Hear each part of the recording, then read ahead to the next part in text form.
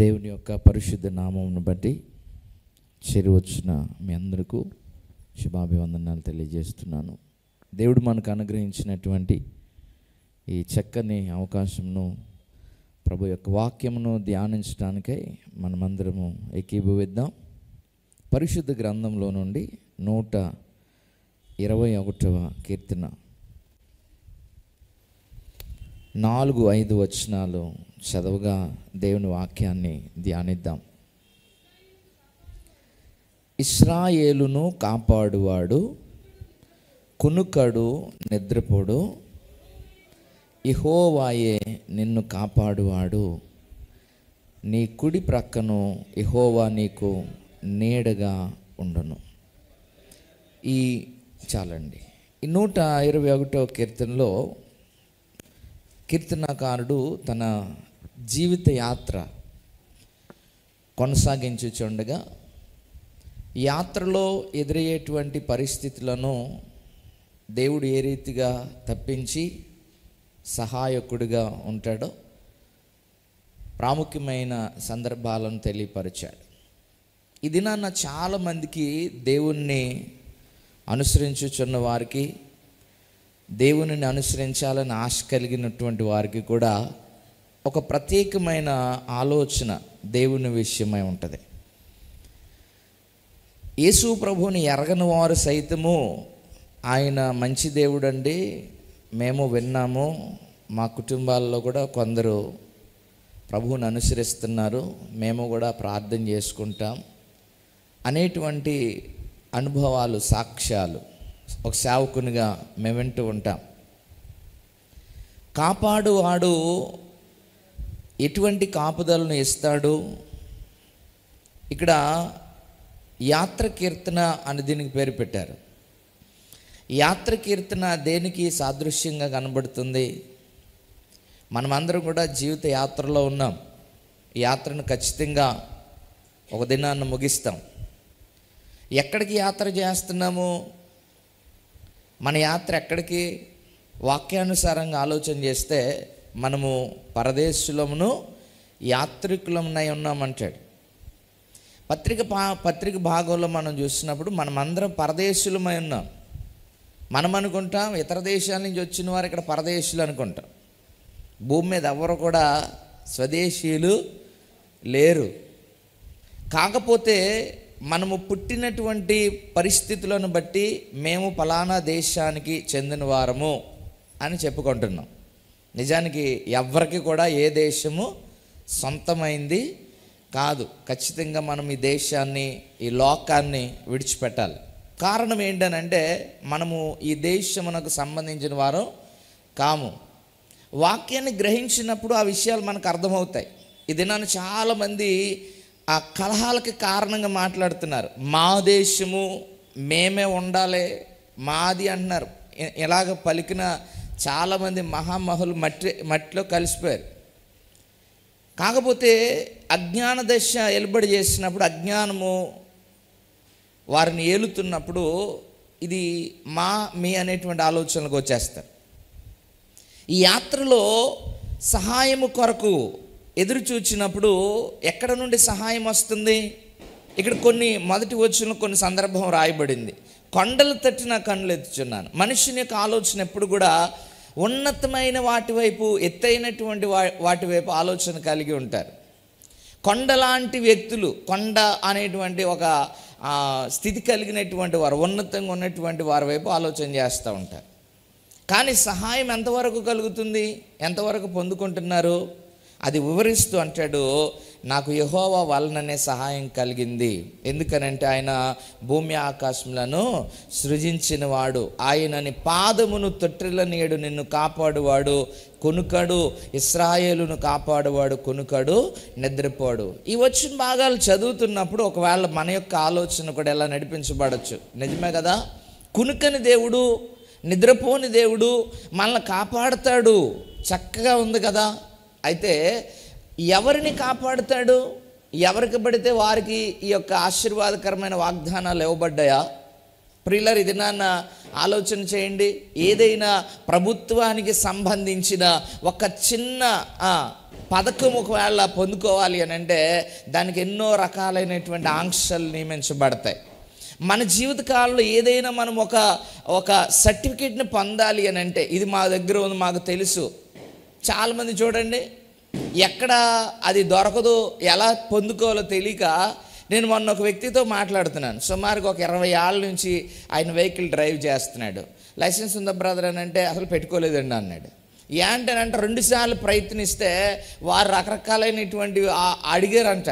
అవి ఉన్నాయి మీ దగ్గర అని అంటే ఆ ప్రూఫ్స్ అడిగితే అవి లేవు, వాటిని పెట్టడానికి కుదరలేదు, కనుక నేను దాన్ని లేకుండానే. పిల్లలు అప్పుడు ఆలోచన చేయాలి. మనము ఒక డ్రైవింగ్ లైసెన్సు, డ్రైవింగ్ వచ్చిన వ్యక్తి పొందుకోవడానికి తగినటువంటి ఆధారాలు, ఆ సర్టిఫికేట్స్ని, ప్రూఫ్స్ని అడుగుతుంటే నిత్యత్వంలోనికి నడిపించబడ్డానికి దేవుడు ఏం అడగకూడదంట. ఎంత అవివేకమైన ఆలోచన కనబడుతుంది. మనకు ఒక రెసిడెన్స్ ప్రూఫ్ కావాలి అని అంటే, అయ్యా నేను రాత్రే వచ్చాను ఈ ప్రాంతానికి, నేను ఇక్కడ ఉంటున్నట్టుగా నాకు ఇవ్వండి అని అంటే కుదరదు. అది అయ్యా నాకు ఆధార్ కావాలి, నేను ఇక్కడ ఉంటున్నాను అని అంటే దానికి సంబంధించినటువంటి ఆ రుజువులు మనం తెలియపరచకపోతే అది మనం పొందుకునే అవకాశం లేదు. భౌతిక సంబంధంగా కొద్ది కాలం ఉండి ఈ లోకాన్ని విడిచిపెట్టేసేటువంటి వారే తగినటువంటి ఆ యొక్క ఆధారాలు కనపరచకపోతే, పొందకపోతే దేవుని యొక్క కాపుదల మనం ఎలా పొందగలం? వచనాలు చాలా స్పష్టంగా చక్కగా వినడానికి సులువుగాను అండి చదవడానికి కూడా చాలా ఇంపుగా కనబడుతున్నాయి. నిన్ను కాపాడువాడు అంటాడు, నీ కుడి పక్కన యెహోవా నీకు నీడగా ఉండి అంటాడు. యెహోవాయే నిన్ను కాపాడువాడు. మరి కాపాడేటువంటి దేవుడు ఎటువంటి కాపుదలని ఇస్తాడో ఆ కాపుదల మనం పొందాలి అని అంటే మనమేమై ఉండాలి? ప్రియులారా, ఎవరికి పడితే వారికి మనం సహాయం చేయడానికి కూడా ఒకవేళ చేసిన ఎంతవరకు చేయగలం? ఒక తెలియని వ్యక్తి మనకు ఎదురుపడి అయ్యా నేను ఈ ఊరు కాదు మాది, సో నేను మార్గంలో వెళ్తుంటే కొంచెం నా డబ్బులు పోయి నేను మా ఊరికి వెళ్ళడానికి ఒక 50 రూపాయలు అవసరమవుతుంది, ఎవరిని అన్నారనుకో, దాని గురించి పెద్దగా ఆలోచన. అదే వ్యక్తి మిమ్మల్ని ఆపి నాకు ఒక 5 లక్షలు కావాలండి ఇస్తారంటే ఏం చేస్తారు? ఎవరు సార్ మీరు? మీ ముక్కు మోగం తెలీదు, అయినా ఎవరైనా అడిగితే 5ో 10 అడుగుతారు. కానీ ఇప్పుడు నిత్యత్వం అనేది 5 లక్షల కంటే ఉన్నతమైంది. అది వెలకట్టలేనిది, ఎవరు ఇవ్వలేనిది. మరి అటువంటి నిత్యత్వాన్ని, భద్రతని ఇచ్చేది దేవాతి దేవుడు ఏమి అడగకూడదా, ఆశించకూడదా అంటే ఖచ్చితంగా ప్రియులారా, మనం ఏదైనా చేయాలని అన్నా సరే మనం ఎన్నో ఆశిస్తాం, ఎన్నో ఆలోచన చేస్తాం. మన ఇంటి పక్క వారితో సహవాసం కలిగి ఉండాలనుకోండి, వాళ్ళు ఏదైనా ర్యాష్గా సమాధానం చెప్తే మనం మాట్లాడడానికి ఇష్టపడతామా? వారితో పరిచయస్తులుగా ఉండడానికి ఇష్టపడతామా? చాలా చేస్తున్నారులే అంటాం. ఇచ్చిపుచ్చుకోవడానికి కూడా సఖ్యత కావాలి. ఆమోస్ ప్రవక్త ఏమంటాడు? సమ్మతి లేకుండా ఇద్దరు కూడి నడవరంటండి. అంటే కలిసి వెళ్ళడానికి కూడా ఏం కావాలి? సమ్మతి కావాలి. అటువంటి సమ్మతి దేవుడు అడుగుతున్నాడు. ఆ సమ్మతి యొక్క లక్షణాలు ఏమై ఉన్నాయి? ప్రియులారా, నన్ను కాపాడాలి అని అంటే ఆ కాపాడేవాడు ఎవరిని కాపాడుతాడు? వాక్యంలో మనం ఆలోచన చేసి చూడండి, కొన్ని వచనాలు జ్ఞాపకం చేస్తాం. 31వ కీర్తన గ్రంథం 31వ కీర్తన 23వ వచనం చదువుదాం. ఎవరైనా త్వరితంగా సహకరించండి. యెహోవా భక్తులారా మీరందరూ ఆయనను ప్రేమించుడి, యెహోవా విశ్వాసులను కాపాడు. ఇక్కడ ఒక చక్కని సందర్భాన్ని కీర్తనాకారుడు జ్ఞాపకం చేస్తున్నాడు. యెహోవా భక్తులారా మీరందరూ ఆయన ప్రేమించండి, యెహోవా విశ్వాసులను కాపాడు. ఈ మాటని కానీ చాలామందికి చక్కని ఊరట వచ్చేస్తుంది. ఎందుకనంటే మీరెవరమ్మా అని అడిగితే మనం ఏం చెప్తాం? విశ్వాసులం. దేవునికి స్తోత్రం. విశ్వాసులం అండి, చాలా ఈజీగా ఉంది కదా. ఎవరన్నా అడిగారు అనుకోండి మీరేంటి అని అంటే మేము క్రిస్టియన్స్ అంటారు. క్రైస్తవులము. క్రైస్తవుడిగా ఉండడానికి, నీవు క్రైస్తవుడిగా గుర్తించబడడానికి ఒకవేళ భౌతిక సంబంధమైనటువంటి ఆలోచనల చేత నీ ఇంటిలో ఒకవేళ దేవుని వాక్యాలకు సంబంధించినవి ఏమైనా తగిలించుకోవచ్చు. నీ ఇంటి పైన ఏదైనా క్రైస్తవ ఆ సాదృశ్యమైనటువంటి గుర్తింపు పొందొచ్చు. ఆదివారం వచ్చిందంటే నీ ఇంట్లో క్రైస్తవ పాటలు వినబడవచ్చు. ఒకవేళ ప్రతిదినము నీ ఇంటిలో ఉన్నటువంటి ఆ టెలివిజన్ ద్వారా, టీవీ ద్వారా ఏదైనా వాక్యం వింటూ ఉండొచ్చు. ఓహో, ఇది క్రైస్తవ కుటుంబం అని గుర్తించబడవచ్చు. ఈరోజు ఎలాగ ఐడెంటిఫై చేస్తాం మనం? ఆదివారం పొద్దున్న లేవగానే తెల్లని వస్త్రాలు ధరించుకొని, అంటే ప్రతి వారం అలా జరగదు అనుకోండి, ఒకవేళ కమ్యూనియన్ సండే అయితే కనుక తెల్లని వస్త్రాలు ధరించుకొని ఫ్యామిలీ అంతా కలిసి వెళ్తున్నారు అనుకోండి, ఆ గుర్తింపు ఏం చెప్తారంటే, ఓహో వీళ్ళు క్రైస్తవులు, క్రీస్తును అనుసరించేటువంటి వారు, విశ్వాసులు. అది విశ్వాసులు అని చెప్పడానికి మనమేమి చూస్తున్నాం? పోలికలు. ప్రార్థనకి వెళ్తున్నారా లేదా? దానికి అనుగుణంగా గృహాన్ని ఉంచారా లేదా? దేవుని సన్నిధిలో కనబడుతున్నారా లేదా? వారి యొక్క స్థితిగతులు ఏంటి ఆలోచన చేస్తాం. కానీ ప్రభు చూసేది ఏంటి? ఇక్కడ పక్కన వాళ్ళ గురించి కాదు, మన విశ్వాసాలుగా కనబడాల్సింది మన పక్కన వాళ్ళకి, ఇంటి ఎదురోళ్ళకి, వీళ్ళకి కాదంట, సంఘానికి సహవాసానికి కాదంట. విశ్వాసులను కాపాడును అన్నాడు. అందులో నీవు ఉన్నావు అని అంటే ఆ విశ్వాస జీవితంలో ఉండాల్సిన లక్షణాలు ఏంటి మనం ఆలోచన చేయాలి. వాక్యంలోనికి వెళితే, మన సొంత ఆలోచన కాకుండా వాక్యంలోనికి మనం వెళితే, పేతురు పత్రికలో పేతురు భక్తుడు జ్ఞాపకం చేస్తూ ఉన్నాడు. చూడండి, పేతురు రాసిన 2వ పత్రిక 1వ అధ్యాయము 5వ వచనాన్ని జ్ఞాపకం చేసుకుంటే, ఆ హేతువు చేతనే మీ మట్టుకు మీరు పూర్ణ జాగ్రత్త గలవారై విశ్వాసమునందు సద్గుణమును, సద్గుణమునందు జ్ఞానమును, జ్ఞానమునందు ఆశానిగ్రహమును, ఆశానిగ్రహమందు సహనమును, సహనమందు భక్తిని, భక్తి యందు సహోదర ప్రేమను, సహోదర ప్రేమయందు దయను అమర్చుకొనండి. మీరు మీ విశ్వాస జీవితపు అమరిక ఎలా ఉండాలి? అమరిక. ప్రియుల, దేవుడు మన యొక్క దేహాన్ని అమర్చాడు. ఎప్పుడైనా సర్కస్లు గట్ట వెళ్ళినప్పుడు కొంతమంది ఏం చేస్తారంటే చేతులతో నడుస్తారు. రైట్? ఎప్పుడైనా చూసారా? రివర్స్లో నడడం చూసారా? ఒకవేళ అలాగే ఉండండి, అలాగే నడవండి అన్నాం అనుకోండి, పని అవుతుందా?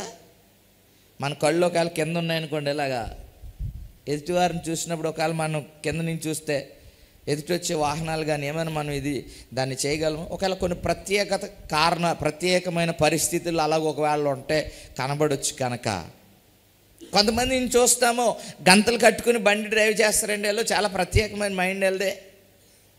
ప్రియులర్ కళ్ళు మూసుకొని అక్కడ ఉన్న పరిస్థితులను చెప్తూ ఉంటారు. ఒకవేళ వాళ్ళకి ప్రత్యేకంగా ఇవ్వబడితే ప్రతి సందర్భాల్లో అవి కుదరదు. ఇక్కడ వాక్యం ఏమి జ్ఞాపకం చేస్తుంది? మీ విశ్వాసపు అమరిక, విశ్వాసపు జీవితపు యొక్క అమరిక ఎలా ఉండాలంట? కొన్ని ప్రత్యేకతలు జ్ఞాపకం చేస్తున్నాడు. మీ మట్టుకు మీరు పూర్ణ జాగ్రత్త గలవారై విశ్వాసమునందు మీరు విశ్వాసులు అన్నారు కదా, ఆ విశ్వాసమునందు ఏముండాలంట? నెంబర్ 1 సద్గుణమును, రెండోది సద్గుణమునందు జ్ఞానమును, జ్ఞానమునందు ఆశానిగ్రహమును, ఆశానిగ్రహమందు సహనమును, సహనమందు భక్తిని, భక్తి యందు సహోదర ప్రేమ, సహోదర ప్రేమయందు దయ. ఇవి అమరిక కరెక్ట్గా ఉండాలి. మీరు ఎప్పుడైనా చూడండి, పాత్రలు సర్దుతూ ఉంటారు. పాత్రలు సర్దినప్పుడు కూరగిన్నె పెట్టి ఫస్ట్ దాని మీద గంగాలన్నీ పెట్టరు. అవసరమైతే గంగాలని పెట్టి అందులో గిన్నెలు, అంటే ఏంటి అమరిక అంటే అర్థం ఏంటి అని అంటే, అందులో ఏదైతే పట్టగలదో దానిని మనం ఉంచగలగాలి, అప్పుడే అది నిలబడుతుంది. ఒకదాని మీద ఒకటి పెట్టడానికి ప్రయత్నించినప్పుడు చిన్నది మొదలుపెట్టి పైన కనుక పెద్దది పెడితే అది సరి అయిన రీతిలో నిలబడదు. అమరిక ఎలా ఉండాలి అని అంటే, దానికి అణువైనటువంటి ప్రియులర దేవతి దేవుడు ఈ చక్కని అమరికను మనకి ఇచ్చాడు. ఈ అమరిక ఎలాంటిది అని అంటే చక్కని రీతిలో. అందుకే యేసు ప్రభు ఉన్నటువంటి ఆ ఆత్మ ఉన్నటువంటి ఆ దేహమును గురించి ప్రభువారు ఉపమానం చెప్తుంటాడు కదా, ఆ ఇల్లు ఊడ్చి అమర్చి ఉండుట చూచి. చీకటి ఉన్నప్పుడు అమరిక లేదు, ఏ టైంకి ఏం చేయాలో తెలీదు, ఎప్పుడు ఎవరితో ఎలా మాట్లాడుతున్నామో తెలీదు, మనకు ఒక క్రమశిక్షణ ఏమీ కనబడదు. ఈ అమరిక విశ్వాసమునందుకు అమర్చుకోవాల్సినటువంటి వాటిని దేవతి దేవుడు భక్తుని ద్వారా తెలియజేస్తూ అంటున్నాడు, మీరు విశ్వాసమునందు సద్గుణాన్ని అమర్చాలి. మీ విశ్వాసంగా ఉన్నారు అని తెలియపరచబడ్డానికి కట్టాల్సింది వస్త్రాలు, లేకపోతే ఇంటిలో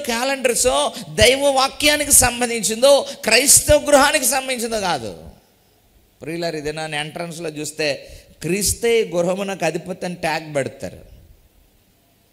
క్రిస్మస్ సీజన్ వచ్చిందంటే పైన స్టార్ పెడతారు. ఏమండి, దేవునికి సంబంధించినటువంటి గృహ అలంకారం జరిగిపోతుంది. కొంతమంది ఇంకా కొంచెం అడ్వాన్స్డ్ అయ్యి ఒక ఆర్టిఫిషియల్ ట్రీ, లైటింగ్, ఇంకా కొన్ని చిన్న చిన్న స్టార్స్, గిఫ్ట్ బాక్స్ అన్నీ పెట్టుకొని ఆ క్రిస్మస్ సీజన్ని మేము క్రిస్టియన్స్, దేవుని బిడ్డల విశ్వాసులు మనం కనపరచడానికి ప్రయత్నిస్తారు. వాక్యం ఏమంటుంది అసలు? నువ్వు ట్రీ పెట్టినా పెట్టకపోయినా విశ్వాసమే, స్టార్ కట్టినా కట్టకపోయినా విశ్వాసమే. నీలో ఉండాల్సింది, నీ అమరిక ఏంటి అని అంటే, మొదటిగా నీ విశ్వాస జీవితంలో సద్గుణము అనేటువంటి ఒక లక్షణం అమర్చబడాలి. నెంబర్ 1. ఎవరిని కాపాడుతాడంటే 31 కీర్తన 23 చదువుకున్నాం కదా. యెహోవా విశ్వాసులను బాగా గుర్తుపెట్టుకోవాలి. ఇవి నేను విశ్వాసనేనండి, అయితే అమ్మా ఐఎమ్ సేఫ్ అనుకోవడానికి ఇప్పుడు విశ్వాసవే, కానీ విశ్వాసవి పరిపూర్ణంగా అవ్వడం కొరకు. అందుకే చక్కని మాట ఒకటి ఉపయోగించాడు అక్కడ. చక్కని మాట ఏంటంట? పూర్ణ జాగ్రత్త గలవారై. మీకు జాగ్రత్త ఉండాలి. ఆ జాగ్రత్త ఏ విషయాలు ఉండాలి? ఆశ నిగ్రహంలోనో, ప్రేమలోనా, సహోదర దయలోనా, లేకపోతే విశ్వాసంలోనూ కాదంట. ఈ లిస్ట్ అంతటిలో, ఇక్కడ చెప్పబడినటువంటి లిస్ట్ అంతటిలో పూర్ణ జాగ్రత్త గలవారై ఉండాలి. నెంబర్ 1, మొదటిది ఏంటంట? సద్గుణము. ఏ గుణం అండి? సద్గుణము. సద్గుణము అని అంటే, సద్గుణము అని అంటే ప్రియులారు, చాలామందికి మనం సామెత చెప్తాం కొద్దిగా మోటుగా, మనిషి మంచోడు అంటే గుణమే మంచిది కాదని. అంటే ఇక్కడ ఏం గుణం కావాలంటున్నాడు? సద్గుణం అంటాడు. సద్గుణ రాశి. ఏసన్ గారు అనుకుంటా చక్కని పాట రాశారు. ఆయన సద్గుణశీలుడు. సద్గుణ అనగా మంచి గుణములు కలిగినటువంటి వాడు. నీ విశ్వాస జీవితంలో మంచి గుణాలు ఉండాలి. గుణం మంచిది లేని వాళ్ళు కూడా ఉన్నారా? చూడండి, బైబిల్ గ్రంథంలో ఒక వ్యక్తి గురించి చెప్పబడుతుంది. సమూయేలు మొదటి గ్రంథము 25వ అధ్యాయము 25వ వచనం. మొదటి సమూయేలు గ్రంథం 25వ అధ్యాయం 25వ వచనం. నా ఏలినవాడా, దుష్టుడైన ఈ నాబాలును లక్ష్యపెట్టవద్దు. అతని పేరు అతని గుణములను సూచించుచున్నది. అతని పేరు నాబాలు, మోటుతనము అతని. ఏ గుణం అంట? దేవుడేమి ఏ గుణాన్ని అడుగుతున్నాడు? దేవుని బిడ్డలారా, ప్రభు చిత్తమైతే రాను దినాల్లో ఈ సందర్భాన్ని మనము ధ్యానిద్దాం దేవుని యొక్క సన్నిధానంలో. దేవాతి దేవుడు కూడా ఒక రక్షణ వలయాన్ని మనకు ఉంచాడు. ఆయన ఒక ప్రాకారాన్ని మనకు కాపుదలగా ఉంచాడు. ఈరోజు మన అంశం అదే. నిన్ను కాపాడువాడు కొనుకాడు, నిద్రపోడు. అటువంటి కాపుదల ఇచ్చే దేవుడు నీ నుంచి ఏదో గుణాన్ని ఆశిస్తున్నాడు, ఏదో అర్హతను ఆశిస్తున్నాడు. నీలోని ఒక లక్షణాలను ఆయన కోరుతా ఉన్నాడు. అదేంటి అని అంటే, విశ్వాసివా అని అడిగాడు. విశ్వాసిగా ఉంటే నన్ను కాపాడుతానయ్యా. వెంటనే మనం అందరం ఎస్ సార్, ప్రజెంట్ సార్, నేను వచ్చాను సార్, నేను విశ్వాసిని చెప్పేయచ్చేమో. ఇంకా కొంచెం లోతైనటువంటి ఆత్మీయ ఆలోచన కనుక మనం చేస్తే, అసలు నువ్వు విశ్వాసి అని చెప్పడానికి నీ దగ్గర ఉన్న అర్హతలు ఏంటి అని అడుగుతారు. ప్రియులారు, ఇది నన్ను ఇంటర్వ్యూస్ ఎందుకు పెడతారు? సర్టిఫికెట్ ఉంటే ఆ అర్హత ఉన్నట్టే కదా. ఏమండి, అంతే కదండి. సర్టిఫికెట్స్ ఉంటే ఆల్రెడీ దాన్ని కంప్లీట్ చేసినట్టు, అందుకే కదా సర్టిఫికేట్ ఇస్తారు. కానీ మళ్ళీ ఇంటర్వ్యూ ఎందుకు చేస్తారు? కావాల్సిన సర్టిఫికేట్ కాదు, ప్రాక్టికల్గా ఎంతవరకు పసందు లోపల నీకున్నటువంటి ఆ సామర్థ్యం ఏంటి అని అడిగితే, దేవుని బిడ్డలారు, ఇది నాన్న చాలామందికి లెక్కలు వచ్చేస్తాయి, థియరీ వచ్చేస్తుంది, కానీ అమలు చేసినప్పుడు మాత్రం పని. అందుకే ఏం చేస్తారు? కొన్నాళ్ళు మా దగ్గర అప్రెంటిస్ చేయండి, ప్రాక్టికల్ చేయండి, అప్పుడు మీకు జీతం అనుకున్నంతేమో ఏదో కొంచెం ఇస్తాం స్టైఫండ్ లాగా. అందులో మీరు ఉత్తీర్ణులు అయితే, ఇంత ఎక్స్పీరియన్స్ సంపాదిస్తే, అప్పుడు మీరు అనుకున్నటువంటి పోస్టులో మిమ్మల్ని నేరుగా అక్కడికి కానీ తీసుకెళ్ళాడు అనుకోండి, ఏం చేస్తారు అండి? ప్రాక్టీస్ లేకుండా చేశారనుకోండి ఏమవుతుంది? అందుకే ప్రాక్టీస్ మేకే పర్ఫెక్ట్ అంటారు. ప్రాక్టీస్ లేకుండా పర్ఫెక్షన్. ఒక 2 ప్రాణాలు తీస్తే కానీ డాక్టర్ అవడంటండి, 2 ఇల్లులు కూలితే కానీ ఇంజనీర్ అవడంటండి, ఇలాంటి పనికిరాని మాటలు చాలామంది ఈ రోజున. అప్పుడు ఏం చేయాలి? 2 ప్రాణాలు ఇంటి మీద ప్రాక్టీస్ చేయాలి. అప్పుడు చేస్తారా? ఎదుటి వాళ్ళు తేరకుంటారు కదా అండి. ఈరోజు చూస్తే చాలా చోట్ల ఇలా హడావుడి ఎక్కువైపోయింది, కానీ అందులో సబ్జెక్ట్ దేవుని బిడ్డలారా ఒకసారి ఎక్స్రే తీయించుకోండి. నేను ఎక్స్రే మిషన్లో దోమ కనబడుతుంది, ఇలా చూసి ఏదో ఉంది కిడ్నీలో అంటాడు. మన బ్రదర్ అంటాడు వెంటనే, సార్ మీరు ఒకటి గుర్తించాలి, ఆ దోమ ఉంది మా వాడి శరీరంలో కాదు, ఎక్స్రే మిషన్లో ఉందన్నాడు. ప్రియులారా, ఇదేనా చాలామంది ఆలోచనలు ఎలా ఉన్నాయి. ఇప్పుడు విశ్వాసివి అని చెప్పాడు అనుకోండి దేవుడు, విశ్వాసిని కాపాడుతాను అనుకో, మనం వెంటనే భుజాలు అగ్రేసి నేను విశ్వాసినే. ఇప్పుడు లోతైన స్థితికి మనం నడిపించబడితే వాక్యం అంటది నువ్వు విశ్వాసి అని అంటే నువ్వు పూర్ణ జాగ్రత్త తీసుకోవాల్సిన కొన్ని విషయాలు ఉన్నాయి. అవేంటి అని అంటే సద్గుణము కలిగి ఉండాలి. ఈ సద్గుణం ఎలాంటి గుణం ఇది? అక్కడ రాయబడుతుంది. మీరు 25వ అధ్యాయం మొదటి సమయాలు గారు తర్వాత సమయాలు చదవండి. ఈ నాబాల్ అనేటువంటి వ్యక్తి గొర్రెలు కలిగినటువంటి వాడు. అతడు వెళ్ళి ఆ గొర్రెలను ఆ దావీదు ఉన్నటువంటి ప్రాంతంలో పెంచడానికి ఉపయోగిస్తే ఆ దావీదు యొక్క సేవకులు వీరికి ఒక రక్షణ ప్రాకారం ఉన్నారంట. రక్షణ ప్రాకారం ఉంటే వాళ్ళు అనుకోకుండా అవసరత ఎదురైంది, ఆహారం అవసరం ఎదురైంది. వెళ్ళి అనుకున్నారు మనోడు అక్కడ ఉన్నప్పుడు మనం చాలా కాపుదలు ఇచ్చాం కదా, ఒకసారి వెళ్ళి మన అవసరతలు ఉన్నాం కనుక ఆ వ్యక్తి ఇప్పుడు కూడా పైగా గొర్రె బొచ్చి కత్తిరించే సమయం డబ్బులు బాగుంటే వెళ్ళి కొంచెం ఏదైనా ఆహార పదార్థాలు అడగండి అని అంటే అక్కడ శుభ్రంగా కూర్చునంట ఎస్ఐ అవడో దావీదు అవడో అసలు నేను ఎందుకు చేయాలి, నేను అవడో తెలియనోడి కోసం నా మాంసాన్ని నా పనివారి కోసం వండినటువంటి ఆ రొట్టెలు నేను ఇస్తాను అన్నాడు. ఈ సందర్భం అంతా పనోడు చూస్తున్నాడు. భార్య దగ్గరికి పరిగెత్తుకుని వెళ్ళంటాడు, అమ్మ ఒక దావీదు సేవకులు వచ్చారు, ఇదిగో ఈ మూర్ఖుడు ఉన్నాడు చూసావా, ఈ గుణం సరిలేనోడు ఉన్నాడు చూసావా, వాళ్ళకి చాలా వంకరగా సమాధానాన్ని చెప్పాడు. ఇప్పుడు వాళ్ళు ఏం చేస్తారో నాకు తెలియదు, నువ్వు చేయాల్సి నువ్వు చేసుకో అని ఆయన వెళ్ళిపోయాడు. వెంటనే అబిగయల్ అనేటువంటి స్త్రీ ఏం చేసిందంట, ఆమె యొక్క లక్షణం ఏంటంటే సుబుద్ధి గల స్త్రీ. ఏ బుద్ధి అండి? సద్గుణం ఉంటే ఏమవుతుంది, సుబుద్ధి ఉంటుంది. నేరుగా ఏం మాట్లాడదు, ఎవరితో ఏం చెప్పలేదంట. వెంటనే 2 గాడిదలు సిద్ధపరిచిందంట, ఆహార పదార్థాలు సిద్ధపరిచిందంట, రొట్టెలు వేసిందంట, ఆ ద్రాక్షాల్లో ఇవన్నిటిని సిద్ధపరిచి గాడిద వేసుకుని తొందరగా దావీదుని ఎదుర్కోవడానికి వెళ్ళిపోయింది. అటు నుంచి సైన్యం వచ్చేస్తుంది ఇతన్ని సంహరించేయడానికి. అక్కడ ఆల్రెడీ దావీదు ఒక తీర్మానం చేసుకున్నాడు, ఈరోజు నాబాలు ఇంట్లో ఒక పురుషుడు ఉంటే నేను ఒప్పుకోను అన్నాడు. అంతటి ఖచ్చితమైనటువంటి తీర్మానం చేసుకుని వస్తుంటే మళ్ళీ ఏం చేస్తుంది అని అంటే అయ్యా ఆ తప్పు నాదిగా భావించి అతని పేరు తగ్గట్టుగానే. ఈరోజు చాలా మంచి ఉండే పేరుకి తగ్గట్టు ఉన్నారో బాబా, నీ బుద్ధి ఎలా ఉందంటే నీ పేరుకి తగ్గట్టే. కానీ విశ్వాసం అని చెప్పుకుంటున్న ఒకవేళ విశ్వాసం అయితే నీలో ఉండాల్సిన ప్రథమ లక్షణం ఏంటి అని అంటే నీ గుణం సరిచేయబడాలి. అదే గుణం అవ్వాలి, సద్గుణము. అందుకే వాక్యం ఏమంటది, నిన్ను పిలిచిన వాని గుణాతిశయములను ప్రచురము చేయ నిమిత్తము. ఎవరి గుణాలు మనం ఎగ్జిబిట్ చేయాలంట, ఎవరి గుణాలు మనం ప్రచురం చేయాలంట. ఇది నాది కాదు. కొన్నిసార్లు మనల్ని ఇరిటేట్ చేసే సందర్భాలు, మనల్ని పాపమునకు అప్పగించే సందర్భాలు, మన కోపానికి అప్పగించే సందర్భాలు, శాపంలో పడేసే సందర్భాలు ఎదురవుతాయి. అయితే మన గుణమును అక్కడ కనపరచక క్రీస్తు యొక్క సద్గుణాలు మనం కనపరచువారు ఉండాలి. అప్పుడు విశ్వాసివి అవుతాయి. ఇది మొదటి భాగమే, ఇది ఒక భాగం అంతే. తర్వాత ఏమంటాడు, సద్గుణము తర్వాత ఏమండి రెండోది సద్గుణమునందు జ్ఞానము. సద్గుణమునందు జ్ఞానం. ఈరోజు ఆలోచనలు జ్ఞానంగా ఉన్నాయా, మాటలు జ్ఞానంగా ఉన్నాయా? అసలు కొంతమంది మాట్లాడుతుంటే ఎంత ఫూలిష్గా ఉంటాయండి, వెర్రితనంగా అంటాడు. ఆ దేవుడు కనపడాలి నేను, ఎవరు కనపడాలంట? గట్టిగా భర్తకు కోపం వస్తే ఈ చివర ఉంటుంది ఆవిడ. మీకు అర్థమైందా? గట్టిగా తండ్రికి ఆ వీధిలో ఉన్న ఒక మూర్ఖుడికి కోపం వస్తే ఇంట్లోంచి బయటకు రారు, తలుపు తీరు. కానీ ఎవరిని కడిగేస్తారంట?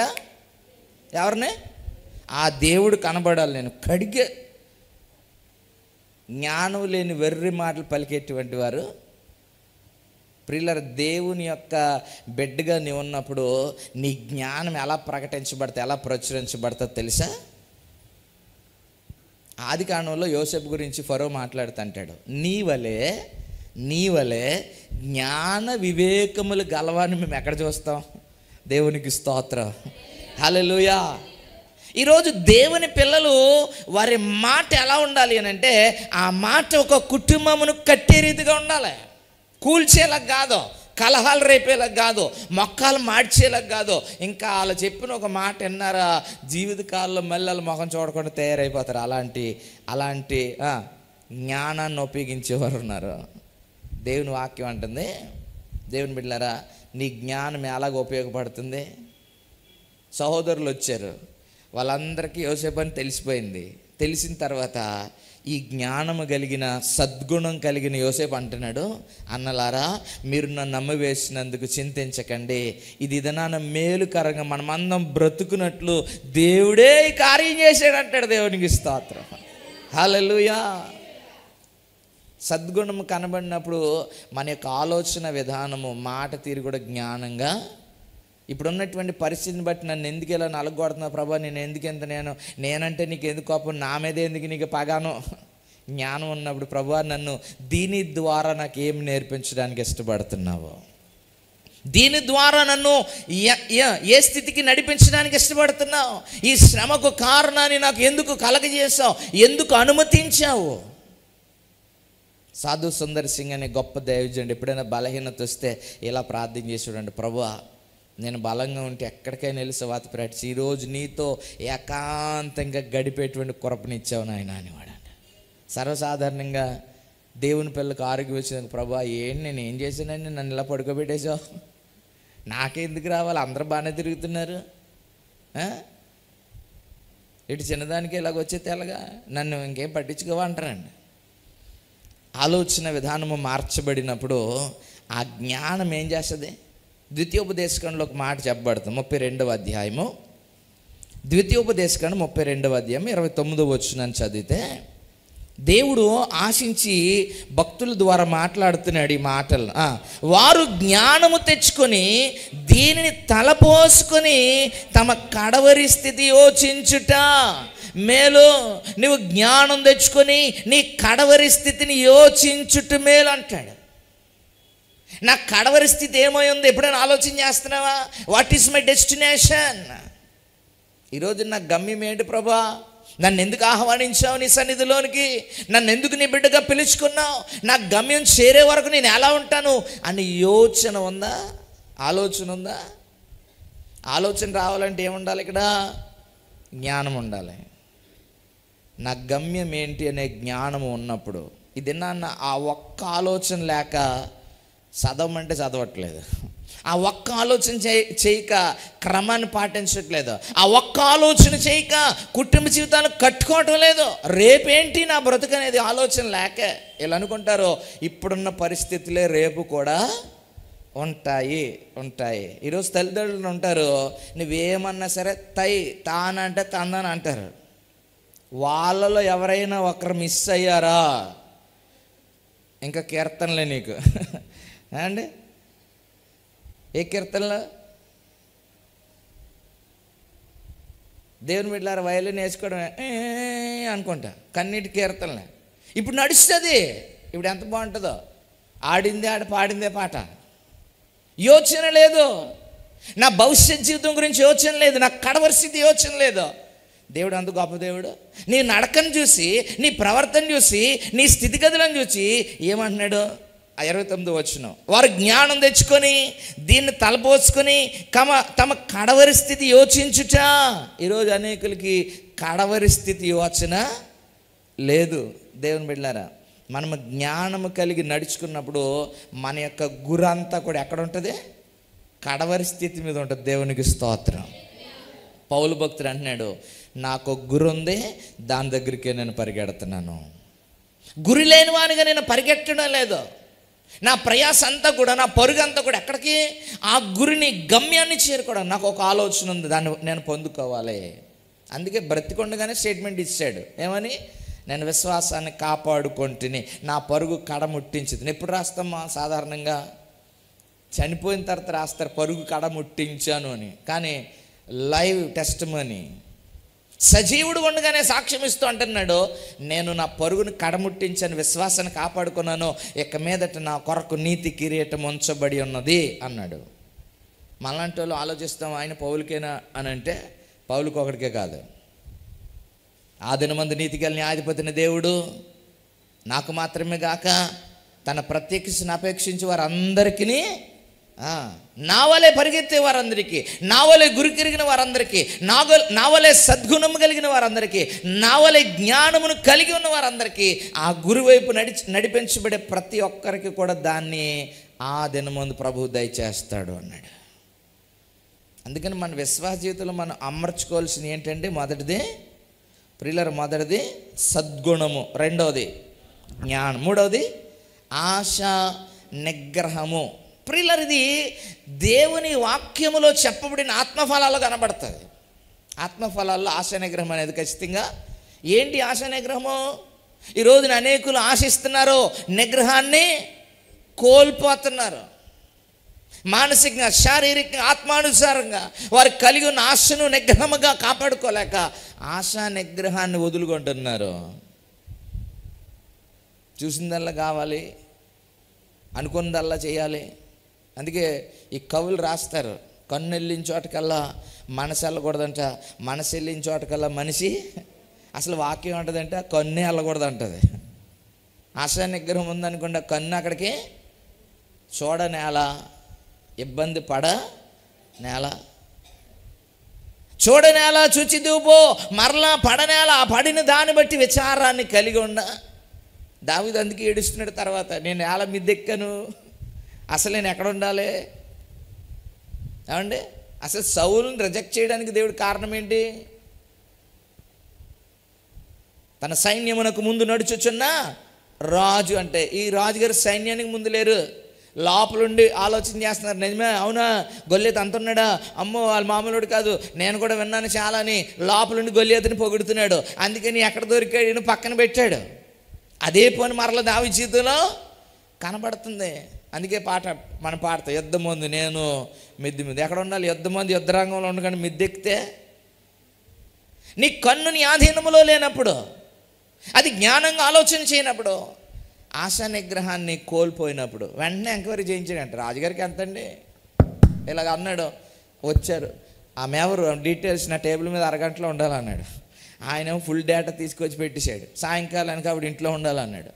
దేవుని బిడ్డలారా, ఆశను నిగ్రహించుకోలేక తన ఆలోచన ప్రకారం, ఆశ ప్రకారం చేసినటువంటి దావీదుకి ఎంత యాతన పడ్డాడో ఆలోచన చేయండి. ఈరోజు వాక్యం అంటుంది, విశ్వాస జీవితంలో నువ్వు అమర్చుకోవాల్సింది. అంటే ఈ విశ్వాసం ఎందుకు ఉండాలి? నీకు కాపాడబడాలంటే. నిన్ను కాపాడువాడు కునుకడు నిద్రపోనివాడు ఆ కాపుదల్లోనే ఉండాలి అని అంటే, మొదలు వచ్చిన మనం మర్చిపోకూడదు. నిన్ను కాపాడేవాడు నిన్ను కాపాడాలి అని అంటే ఆయన నీలో విశ్వాసాన్ని కోరుతున్నాడు. విశ్వాసం అనగానే నేను విశ్వాసనే, ఇప్పటి నుంచి కాదు, ఈ ఊరిలో నేనే మొదటి విశ్వాసిని, ప్రార్థన అండి, బోర్న్ క్రిస్టియన్ అంటారు కొంతమంది, బోర్న్ క్రిస్టియన్. ప్రియులరా, విశ్వాస జీవితంలో మనం నడిపించబడినప్పుడు నీ విశ్వాసులు ఈ లక్షణాలు ఉన్నాయో లేదో జాగ్రత్తగా ఆలోచించు. ఒకవేళ లేదా ప్రియులరా, చాలా ప్రమాదకరమైన పరిస్థితులు ఎదుర్కోవాల్సిన దినాలు వచ్చేస్తాయి. ఈరోజు పరీక్ష లేదో, వాక్యం ఏమంటుంది అని అంటే, నువ్వు విశ్వాసివా? ఎస్ ప్రభు, ఐఎమ్ బిలీవర్ అన్నా. అయితే నీ విశ్వాసులు ఈ లక్షణాలు ఉన్నాయా అండి? రక్త పరీక్ష ఎందుకు చేస్తారు? అందులో ఏమున్నాయో తెలుసుకోవడానికి. బలెట్టడులే మన చిన్న దెబ్బతల్లి కోస్తే ఎర్రగా వచ్చింది లేదంటే ఏంటి అసలు అన్నాం అనుకోండి అండి, అందులో ఏమున్నాయి నీకు ఏం తెలిస్తే? నేను మా గురించి ప్రార్థన చేస్తాను, నువ్వు చూసావు అంటారు కొంతమంది. నువ్వు చూసావా నా భక్తి ఏంటో, నా ప్రార్థన ఏంటి నీకు తెలుసా? అంటే నీ ముందు చేస్తేనా, నీ ముందు అంటే నీకు యాక్టింగ్ చేయాలా? మళ్ళీ రివర్స్. ప్రియులరా, దేవుడు ఏమడుగుతున్నాడు అని అంటే, నువ్వెవరికి చూపించాల్సిన పని లేదు, కానీ నీ విశ్వాస జీవితంలో ఈ లక్షణాలు ఉన్నాయా? ఏంటి లక్షణం? మొదటిది సద్గుణము. సద్గుణము అనగా మంచి గుణము. ఈ గుణము దేవునికి వ్యతిరేకమైన ఆలోచన చేయడానికి లేదు. ఈ గుణం సరైనప్పుడు ఏం చేయాలి? నిజంగా నాబాలుకు మంచి గుణం ఉందనుకోండి, ఇప్పుడు అవును కదా, నా ప్రాపర్టీ ఇంత క్షేమకరంగా ఇక్కడికి వచ్చింది అని అంటే దావీదు కారణమే కదా. సో ఆ దావీదుకి నేను మేలు చేయాల్సిన అవసరం వచ్చినప్పుడు నేను చేయాలి కదా, నా ముఖం చాటేయకూడదు కదా అని గుణం ఉంటే ఏం చేద్దాడు? ఇప్పుడు అయ్యా మీరు ఆశించినంత లేకపోతే ఇదిగో కొంచెం పట్టుకెళ్ళినట్టు గొడవే లేదు. కానీ గుణం ఏ గుణం అంటే మోటుతనం అండి. ఈరోజు చాలామందికి బాబు ప్రార్థనకు రంటే ఏం చేసాడని రావాలంటారు. వీళ్ళందరూ నాబాలే, ఇవన్నీ నాబాలే కనుక ఆ నాబాలు మాట ఆ సేవకులు తీసుకెళ్ళి దేవుని ఖచ్చితంగా చెప్తారు. ఇప్పుడు ఆ సేవకులు వెళ్ళారు, ఏమరా ఉట్టి చేతులతో వచ్చారేంటి, ఏం తేలదేంటి అని అడిగితే వాళ్ళు చెప్పారు, ఏం చెప్తాంలేండి సార్, వెళ్ళాము, నాబాలు మేము దావీదు సేవకులు, మాకు కొంచెం ఆహారం కావాలి అనుకోకుండా వచ్చామని అంటే, అసలు ఎన్ని మాటలు అన్నాడు మీకేం తెలుసు, అసలు దేవుడు ఆవిడు ఎందుకు చేయాలి, అంటే మీకేం చేశాడు మాకు అని ఇష్టానుసారంగా వాగాడండి అన్నారు. దావీదంట ప్రతి ఓడు కట్టుకొని తీయండి అన్నాడంట. ప్రతి ఓడు కట్టుకొని తీయండి, అసలు ఇవి వెళ్ళండి ఇంకక్కడ నామరూపాలు లేకుండా చేసిండి అన్నాడంట. కానీ అబిగైల్ ఏం చేసిందంటే మరలా వార్త తెలుసుకుని పరిగెత్తింది. అబిగైల్ స్థానంలో సంఘం ఉంది ఈరోజు. దేవునికి స్తోత్రం. ఇలాంటి వారి కొరకు ఆ లిస్ట్ అవుట్ పెట్టుకుని ప్రార్థన చేస్తున్నాం. ప్రభువా ఈ గ్రామంలో ఉన్న ప్రజలు ఈ స్థితిగతుల్లోనూ ఎందుకు చేస్తున్నాం అనుకుంటున్నారు? నాబాళ్ళు ఉన్నారు చాలామంది, ప్రార్థనకి ఎందుకు వెళ్ళాలి, నేను సంపాదించిన దాంట్లో ఎందుకు దేవుడికి లోపడ ఎందుకు ఇవ్వాలి, నేను ఎందుకు దేవునికి ఇష్టంగా బ్రతకాలి, నా కష్టం నేను తింటటే, నా శ్రమ నేను తింటటే, ఎందుకు ఆయన చేసింది ఏంటని ఇలాగా నాబాల్లో మాట్లాడే మూర్ఖులు చాలామంది ఉన్నారు. కనుక అబీగయీలు సుబుద్ధి కలిగిన సంఘం ఏం చేయాలంటే వారి కొరకు ప్రార్థన చేయాలి. మరణాన్ని కలిగించేటువంటి ఆ దోత ఎదురుపడుతుంటే ఆ పాదాలు పట్టుకోవడానికి ఈ అబీగయీలు తత్వం కలిగిన సంఘం వెళ్ళాలి. అతని గుణం సరే, సంఘం యొక్క గుణం ఏంటంట సద్గుణము. సద్గుణము. రెండవది సద్గుణమునందు జ్ఞానం. మనం జ్ఞానంగా నడుచుకోవాలి ప్రియులారా. ఏ ఆలోచన చేసినా అందులో జ్ఞానం ఖచ్చితంగా. ఇతరులతో నేనే మేము శ్రద్ధగా మాట్లాడుతుంటే ఏంటంటే మీరు రాంగ్గా ఆలోచన చేస్తారు. బుర్ర ఉండాలి కదా, నీకు ఉండాలా ఏమండి? ఈరోజు పరిచర్యకి పురుషుని పంపలేము. ఎందుకు ఇప్పుడు మన స్నేహని యోహానాన్ని పరిచర్య ప్రారంభించారు. నేను ప్రాక్టికల్గానే చెప్తాను. పరిచర్యకి వెళ్తున్నారు. ఇప్పుడు యవనంలో ఉన్నాడు, ఒక 25 సంవత్సరాలు, గృహదర్శనం చేయాలి. ఒక సహోదరి ఇంటికాడ ఉంది, ఈయన వెళ్ళి గృహదర్శనం చేస్తున్నాడు. ఆమె ప్రార్థన అప్పుడు ఎందుకని కట్టినాలు వేసింది, ప్రార్థించేత భర్త వచ్చాడు. ఈయన ఒక్కడ ఉన్నాడు అనుకో, ఏమంటాడు, మాకేం తెలదని అంటారు. సర్వసాధారణంగా ఏమంటాడు, ఎవరమ్మా ఆయన, ఎవరు? దేవుని బిడ్డలారా, మనకు ఆలోచన జ్ఞానం ఖచ్చితంగా ఉండాలి. ఈరోజు మన ఆలోచన ఎలా ఉంటాయనంటే, నా మట్టుకు నేను బాగున్నాను కదా, పిల్లి అంటదా, పిల్లి సామెత చెప్తారు కదా, పాలు తగ్గి పిల్లి అనుకుంటుంది. తల కొండలో పెట్టగానే ఆ లోపల ఉన్న చీకటి అంతా చూసుకుని నన్ను ఎవరు ఈపు పగిలేదాకా దానికి తెలదంట. ఈ బయట అంతా లైటింగ్ ఉంది, నేను అనవసరంగా. ఈరోజు అనేకులు జ్ఞానం లేకుండా కుటుంబాల్లో అసమాధానాన్ని తెచ్చుకుంటున్నారు. నవ్వుతూ ఉండాల్సినటువంటి సమయాన్ని విచారంగా మార్చేసుకుంటే కేవలం జ్ఞానం లేక. అందుకే విశ్వాసులకు దేవుడు ఏమడుగుతున్నాడు, సద్గుణం ఉండాలి. గుణం మంచిదే ఉండాలి, ఆ సద్గుణమునందు జ్ఞానం ఉండాలి. ఆ జ్ఞానమునందు ఆశా నిగ్రహం ఉండాలి. ఎవరు ఏదో చేశారని పరిగెత్తి వాళ్ళకి నాకు అలాగే ఉండాలి, నాకు ఇలాగే ఉండాలని నీవు ఆశా నిగ్రహం లేనిటువంటి ఆలోచనలు చేయడానికి ఇప్పుడేమో కార్డులు వచ్చేతను ఏం చేస్తారు, ఈఎంఐ పెట్టేద్దామండి. మరీ బొత్తిగా అలా ఉండడానికి లేదండి. ఈ రోజున నిగ్రహము లేక దేవుని బిడ్డలారా మెయింటెనెన్సెస్ పెరిగిపోతున్నాయి. ఆర్థికపరమైన భారాలు పడిపోతున్నాయి. ఒకే గదిలో 6-7 పిల్లల్ని కూడా పెంచినటువంటి కుటుంబాలు ఉన్నాయి మన కళ్ళ ముందే. ఏమండి, ఇప్పుడు ఇద్దరికి రూమ్ ఇచ్చినా కానీ ఇబ్బందులే. పక్కన కట్టండి, ఏంది పైన వేసేయండి, లేకపోతే ఎందుకు వచ్చిందంటే ఆ యజమాని ఏం చేయాలి ఇప్పుడు? ఏమండి, చాలామంది జ్ఞానం లేకుండా ఆలోచన చేస్తారు. ఒకరికి ఇల్లు అడగడం గురించి మాట్లాడితే ఎప్పుడో 6 నెలలకో సంవత్సరానికో ఒక విజిటర్స్ వస్తారు, గెస్ట్లు వస్తారు. ఆ 6 నెలల సంవత్సరం వచ్చి ఆ ఒక్కరి కొరకు మాకు డబుల్ బెడ్రూమ్ కావాలండి. డబుల్ బెడ్రూమ్ వెళ్ళి 10,000 అడుగుతున్నారు వాళ్ళు. మళ్ళీ లెక్క చూస్తేనేమో సంవత్సరానికి 1,20,000 అయిపోతుంది అంటారు. వచ్చిన వాళ్ళకి ఆ ఒక్క పూట మన హాల్లో సర్దుకొని ఆ గది పోని మరీ ఇబ్బంది అయితే ఇచ్చి, లేకపోతే ఆ మనమే బయట ఉండి వాళ్ళతో కలిసిపోయి ఒక్క రాత్రి స్పెండ్ చేస్తే తప్పేటో.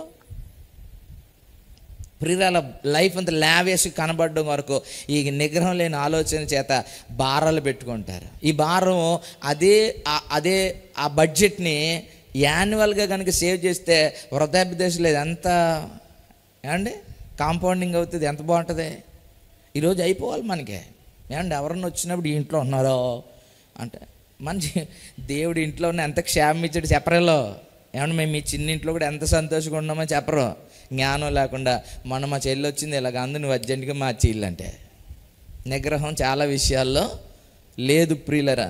ఒకవేళ నీ ఇన్కమ్ సోర్సెస్ బాగుంటే దానికి తగ్గట్టుకు బ్రతకడం తప్పు కాదు. దేవుడేమి నువ్వు దేని దయాలా ఉండమని అస్సలు చెప్పడం. నువ్వు గౌరవంగా ఘనంగానే ఉండాలి. కాకపోతే అందులో ఏముండాలి? జ్ఞానం ఉండాలి, సద్గుణం అమర్చబడాలి. మూడవదిగా మనం చూస్తే, నాలుగవదిగా చూస్తే అంటాడు ఆశా నిగ్రహమునందు సహనము. సహనము దేవుని బిడ్డలారా, ఇది నన్ను సహనం ఎంతవరకు ఉంది అండి? చిన్నది జరిగితే అది అవునో కాదో కూడా ఇంకా పూర్తిగా మన దగ్గరికి సమాచారం నూరేస్తుంటారు ఇక్కడ కత్తులు. అది అవునో కాదో తెలియదండి. అయిపోయి ఇవాళ రాని ఇంటికి అయిపోయింది ఇవాళ. ప్రియులరా, ఒకవేళ అవతలి వ్యక్తి నిర్దోషంగా ఉన్నట్టు కనబడితే ఇప్పుడు నువ్వు పడిన ఆ స్ట్రగ్లింగ్ అంతా, మెంటల్ టెన్షన్ అంతా నీకు ఏదైనా బలహీనతని కలగజేస్తే, ఒకవేళ శరీరంలో అప్పటికేదో బలహీనత ఉంది, దీనివల్ల అది కొంచెం ఎక్కువ అయితే ఎంత నష్టం. మనం చదువుతున్నాను ఒక జోకు. 1,00,000 రూపాయలు అప్పు తెచ్చలేక ఒకడు మందులు వేసి చేసుకున్నాడంట. 10 లక్షలు అప్పు చేసి మళ్ళీ కాబడేశారంట అండి. అలా ఉంటే కొన్ని పరిస్థితులు ఏం చేద్దాయి? ఆడంటాడు నేను 1,00,000 తెచ్చలేక సర్దాం అనుకుంటే వీళ్ళు ఇప్పుడు 10 లక్షలు తెచ్చినా నెత్తి మీద. దేవుని బిడ్డలారా, ఆలోచన ఎలా ఉంది? ఈ రోజున దేవుని వాక్యం అంటుంది నీకు సహనం లేకపోతే పరిస్థితులు ఎలాగే ఇప్పుడు ఇంకా పెద్దరాయి పడ్డట్టు నెత్తి మీద. ఆ శరీరం మళ్ళీ ఆరోగ్యంగా ఉండదు. ఆరోగ్యం లేనప్పుడు ఇప్పుడు 1,00,000కే భయపడితే 10 లక్షలు 11 లక్షలు ఎక్కడా? కనుక ప్రతి సందర్భంలో మనకి సహనము చదవండి. పిలిపిలికి రాసిన పత్రికలో పౌలు భక్తుడు సంఘానికి తెలియజేస్తూ ఈ మాటని జ్ఞాపకం చేస్తాడు. 4వ అధ్యాయం 5వ వచనం. పిలిపిలికి రాసిన పత్రిక 4:5. మీ సహనమును సకల జనులకు తెలియబడినివ్వండి. అక్కడ ఏమంటున్నాడు? కింద వచ్చిన చూస్తే పుట్టినట్లు చూస్తే మృదుత్వము. మీ మృదుత్వము ఎవరికి తెలియాలంట? సంఘానికి కాదు, మీ ఇంటికి కాదు. ఏమండి ఆయన ఎంత సాధుగా ఉంటారండి, మరి ఎందుకు సీరియస్ అయిపోయారండి? ఎప్పుడు ఇలాగ ప్రవర్తించలేను. చాలా డీసెంట్ అండి, చాలా కామ్ గోయింగ్ అండి, అన్నీ బాగానే ఉన్నాయి. కానీ ఆ సహనం ఏం చేయాలంట? సకల జనులకు తెలియబడాలి. విశ్వాసం అయితే లేకపోతే అవసరంలా, కాపాడబడాలనుకుంటే లేకపోతే అవసరంలా. దేవుని చేత నువ్వు కాపాడబడాలని ఆశిస్తున్నావా? నీలో ఆ సద్గుణం ఉండాలి. ఆ సద్గుణమునందు జ్ఞానం ఉండాలి. జ్ఞానమునందు ఆశా నిగ్రహం ఉండాలి. ఆశా నిగ్రహమునందు సహనము. ఈ సహనం కూడా నేను చాలా కూల్ అండి, కామ్గా అని ఉండడానికి దాచిపడ్డది కాదంట అండి, ప్రొజెక్ట్ అవ్వాలి. దేవునికి స్తోత్రం. నీ క్రియలను బట్టి నీకున్న సహనం తెలియపరచబడాలి. ఇదే నన్ను ఊరికే కోపగించి, ఊరికే ఆవేశం కనపరిచి, ఊరికే దుర్భాషలాడి దూషించి శపించి వారు కనబడుతున్నారు. ప్రియులరా, బిడ్డలను గద్దించడం తప్పు కాదు, అందులో కోపం ఉండాలి. కానీ వాక్యం అంటది కోపపడుడు కానీ పాపం చేయడం. అంటే పాపానికి పోయేటువంటి అసహనం నీ జీవితంలో ఉండడానికి వీల్లేదు. 4-5 వచనాలు అదే మాట్లాడుతుంటాడు. 5వ వచనం కూడా మనం చదివితే మీ సహనం సకల జనులకు తెలియబడిన ప్రభువు సమీపంగా ఉన్నాడు. మీ సహనం తెలియపరచబడాలి. నీకున్నటువంటి సహనం తెలియపరచబడాలి. అంటే ఎలా తెలుస్తుంది? ఎవరన్నా నిన్ను గాయపరిచే మాటలు అన్నా సరే, కించపరుస్తున్నా, అవమానాలు నిందలు మోపుతున్నా, నీ ప్రభువుకు నువ్వు విశ్వాసగా ఉన్నావు కనుక నీ సహనం అక్కడ కనబడాలి. నాకు రావనుకుంటున్నావా? నీకంటే ఎక్కువ గుణింతాలు వచ్చన్నావా? ఈరోజు వీళ్ళ దగ్గర దాన్ని ఏమంటారండి, కామెంటరీస్ కొన్ని ఉంటాయి. కొంతమంది దగ్గర కామెంటరీస్ ఉంటాయి. ఎవరినో ఒక మాట అంటే అస్సలు ఎందుకు పడాలి అంటారన్నమాట. నీ సహనాన్ని పరీక్షించడానికి ఒకవేళ దేవుడు అనుమతిస్తే అక్కడ యు ఆర్ ఫెయిల్యూర్ పర్సన్, ఓడిపోయినటువంటి వ్యక్తిగా మిగిలిపోతావు. కనుక నీ సహనం ఎంతవరకు కనబరుస్తూ ఉన్నావు? తర్వాత మాట అంటాడు సహనమందు భక్తి. భక్తి ఈ విశ్వాస జీవితంలో మనం కలిగి ఉండాల్సినవి ఇవన్నీ. తిమోతిలకు రాసిన 2వ పత్రికలో 3వ అధ్యాయము 5వ వచనాన్ని చదివితే భక్తి అనగానే చాలామందికి చాలా భక్తి ఉంది, కానీ భక్తిలో ఉండాల్సిన లక్షణాలు చెప్తున్నాడు. పైకి భక్తి గలవారై ఉండి దాని శక్తిని ఆశ్రయించిన వారికి విముఖుడువై. భక్తి ఉంది అని అంటే భక్తి బోలంత ఉంది, కానీ ఆ భక్తి ఎలాంటి భక్తి కావాలంట? శక్తి మీద ఆధారపడే భక్తి అయి ఉండాలంట. ఈరోజు నువ్వు భక్తి గలవాను అని చెప్పుకుంటూ ఏదైనా బలహీనత రాగానే పరిగెడుతున్నామో. చాలామంది విశ్వాసుల గృహాల్లోని పరిస్థితులు మనం చూస్తాము. దేవుని మీద అప్పటికప్పుడు అడావిడి చేస్తారు, ఐగరు చేస్తున్నారని. ఒక పేషెంట్ దగ్గరికి వెళ్తే టవల్ వేసేసారు, అర్జెంటుగా టవల్ తీసి సొక్క వేసారు, అంత బాగుంది. నేను పలకరించి ప్రార్థన చేసి దండం మీద చేసి ఏం ధైర్యంగా ఉండని చెప్తే చేతికి తగిలించిన తలగాడ, చిన్న తలగాడ ఉంటాయి, ఇంతే ఉంటుంది, దానికి తాడు ఉంటుంది అండి. ఇలా పట్టుకోగానే ఏంటి తమ్ముడా అని అంటే, మనోడు ముఖం ఇలా పెట్టేశాడు, ఆవిడ ఆవిడ ఎలా మొక్క పెట్టేసింది, ఇంకో ఆవిడ మాత్రం ఇట్లెత్తింది, ఆవిడ చెప్పిందండి అంటది. ఎవరు మీరు అంటే భక్తి గలవారే. ఈరోజు విశ్వాస కుటుంబాల్లో ఎవరైనా ఏదైనా ఒక దారిని మార్చి, నీ దారి పద్ధతిని మార్చి ప్రయత్నం చేస్తే వారి ఆలోచన ప్రకారం వెళ్ళిపోయి వారి నుంచి తగ్గుతలేదండి, అందుకే ఇంకేం చేయాలి తెలియక. నువ్వు భక్తి ఉంటే, ఆ భక్తి దేవుని మీద ఆధారపడితే, ఆ శక్తి మీద ఆధారపడితే ఎన్నిసార్లు మనం మీ అనుభవాల్లోనికి వెళ్తాం. నేనైతే కొన్నిసార్లు 2 ఆ టైంకి ఇంటికి వెళ్ళిన తర్వాత ఇలా కూర్చుంది అనుకోండి, మా భాషమ్మ అమ్మయ్య అంటే బాగాలేదు. నేను ఒకటి అడుగుతా, ప్రభా ఇప్పటికే పరిచయం ముగించి ఈ టైంకి వచ్చాం, ఇప్పుడు ఎక్కడికి వెళ్తాం? నీవు కనుక కార్యం చేయకపోతే మేము ఎవరికి చెప్పుకుంటాం? మోకరించి అలాగ ప్రార్థించు ఉండగా నిద్రపోయిన సందర్భాలు ఎన్నో ఎరుగుదము. దేవునికి స్తోత్రం, హల్లెలూయా. మా బాల్య దినాల్లో మాకు బలహీనత వస్తే మా మదర్ వెయిట్ చేసేది, పిల్లడికి బాగాలేదు లేదా పిల్లకి బాగాలేదని. ఆయన మొదటి మాట ఏంటి అని అంటే, నీళ్ళు పెట్టే స్నానం చేస్తే నాకు ఆహారం ఏమొద్దని వాడు. ఇంకంతే, ఆ మంచం దగ్గరే మోకరించి ఆయన ఆ బలహీనత తగ్గేంత వరకు, ఆ జ్వరం అయితే వదిలిపోయేంత వరకు, ఏ మోషన్స్ వామిటింగ్స్ అయితే ఆగిపోయేంత వరకు ఆ మొర పెడతా రాత్రికాలం గడిపిన అనుభవాలు మాకు ఎన్నో ఉన్నాయి. మేము అనుకునే బాగాలేకపోతే ట్యాబ్లెట్ నీ ప్రార్థన అసలే డిస్టర్బెన్స్గా ఉంటే ప్రార్థన ఏడు చేస్తున్నాడు ఏంటి ప్రభా అనుకోను. కానీ ఆ ప్రార్థన జవాబులు అనుభవాలు వచ్చిన తర్వాత ఈ దినాన్న ఆ శక్తిని ఆశ్రయించడం కొరకు ప్రియులరు ఎక్కడికి పరిగెడతాం? ఇప్పుడున్న పరిస్థితులు ఏంటి? మిడ్ నైట్ కనుక ఒకవేళ అయ్యా బాగాలేదన్నాం అనుకోండి, ఏం లేదు సార్ టెన్షన్ పడుకు, డోంట్ వరీ, ముందు అక్కడ 25 కట్టిసి వచ్చండి, మేము జాగ్రత్తగా, అంతే కదండి. ఓ 25 ముందు అక్కడ పే చేసాను సార్, అది అందాక మళ్ళీ మేము చెప్తాము, రూమ్ అదంతా చెప్తాము, ఒక 3-4 ముందే చెప్పేస్తున్నారండి. ఒక 7 days దాకా ఉండాల్సి వస్తుంది ఈ పరిస్థితిని బట్టి. మనల్ని మెంటల్గా ఏం చేస్తున్నారు? ప్రిపేర్ చేసేస్తున్నారు. ఈ ప్రిపరేషను దేవుని బిడ్డలారా మనం ముందుగానే ప్రిపేర్ అయిపోవాల్సి వస్తుంది. ఓహో అయితే ఒక 30 ఎంత వదిలిద్ది అనమాట, లేకపోతే ఒక 50 అవుతుంది అనమాట.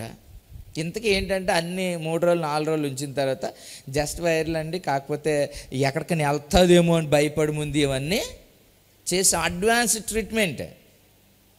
ప్రియులారు ఎలాగైతే ఎప్పుడు మనం ఆశీర్వదించబడేది కనుక ఎన్నో మార్లు ఇలాంటి అడ్డుకట్లు దేవుడు వేసి ప్రార్థన శక్తిని ఆయన కనపరుస్తూ రుజువుపరుస్తున్నాడు. ప్రార్థనకు వచ్చిన జవాబుల్లో ఆయన తెలియపరుస్తూ ఉన్నాడు.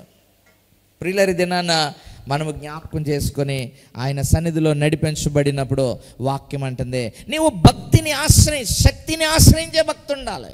నా దగ్గర భక్తి ఉంది అంటే సరిపోదు. ఏ భక్తి ఉండాలంట?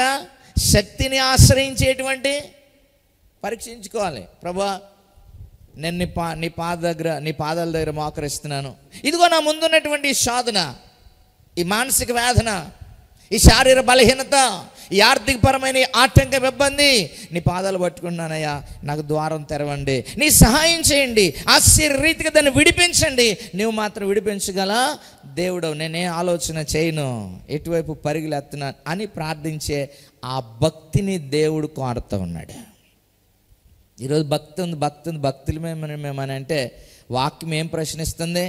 నువ్వు భక్తి కలిగి ఉన్నావు, అయితే ఆ భక్తి ఆ శక్తిని ఆశ్రయించే భక్తిగా ఉన్నదా? అందుకే ఆయన ఏమంటాడు, పైకి భక్తి గలవారు వలె ఉండి దాని శక్తిని ఆశ్రయించేవారని అన్నారు. అట్టి వారికి నువ్వు విముఖుడవై ఉండు. భక్తి ఉన్నదని చెప్పుకుంటా శక్తి మీద ఆధారపడకుండా పరిగెలెట్టి ఆతాడి ఈతాడి అంటున్నారా, వాళ్ళంటి వాళ్ళకి కొద్ది మొహం పక్కకి పెట్టని చెప్తున్నాడు.